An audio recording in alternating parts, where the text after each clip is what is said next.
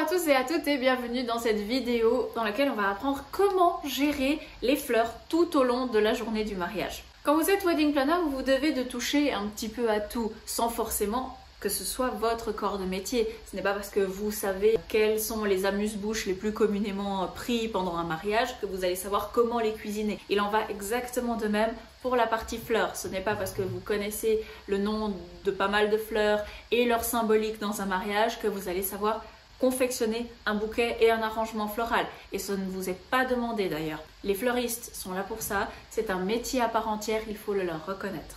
Autant certains couples vont choisir leur arrangement, leur bouquet par rapport à la symbolique des fleurs, autant d'autres vont simplement la choisir par rapport à la couleur, à l'odeur ou ce qu'ils voudront.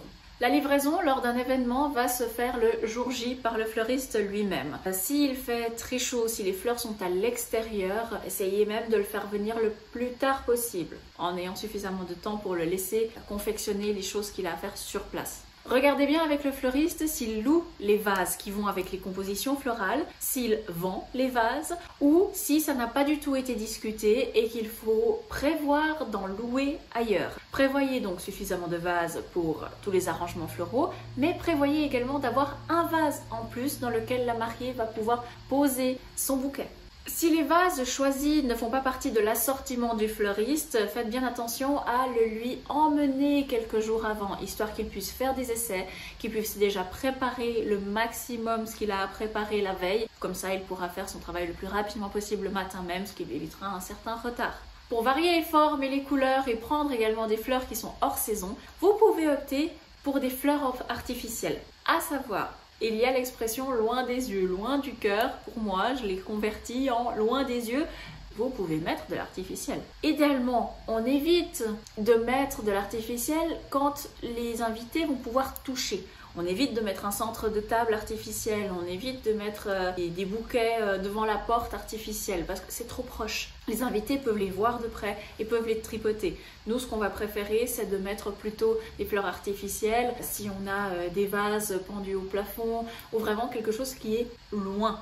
L'arche également, l'arche autour des mariés, il peut y avoir des fleurs artificielles, pourquoi pas? Parce que c'est loin des yeux des invités. Elles sont également plutôt arrangeantes parce qu'elles n'ont pas besoin de conditionnement, elles n'ont pas besoin d'être fraîches, on peut déjà préparer la veille, donc ça peut être un véritable avantage. Petite astuce, bouquet. Les mariés vont probablement vouloir avoir leur bouquet constamment avec elles. Faites attention également à la taille du bouquet. Plus il sera gros, plus il sera volumineux, plus il sera lourd. Et elles vont inévitablement commencer à le poser partout. Donc si leur idée est vraiment de garder ce joli bouquet avec elles, n'hésitez pas à leur conseiller des plus petits formats. Lors du lancer de bouquet, certaines mariées vont vouloir préserver leur bouquet de mariage et n'ont pas du tout envie de le lancer, de l'abîmer et que quelqu'un d'autre parte avec. Proposez également de prendre 2 bouquets ou alors le grand bouquet de la mariée et un plus petit bouquet que la mariée va pouvoir lancer.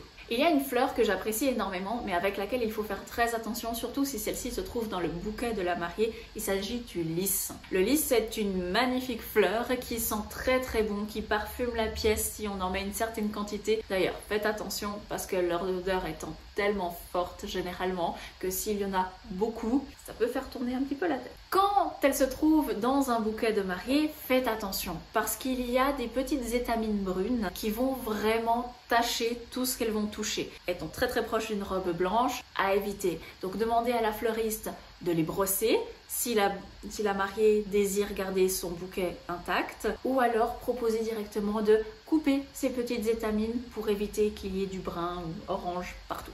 Toujours en parlant du bouquet, n'hésitez pas à rajouter un petit mouchoir dans le bouquet de la mariée. Elle en sera ravie quand pendant un discours, pendant la cérémonie, la larmichette commencera à couler. Elle pourra discrètement sortir le petit mouchoir, s'essuyer et le remettre en place, étant donné que, en tant que mariée, elles n'ont jamais de poche.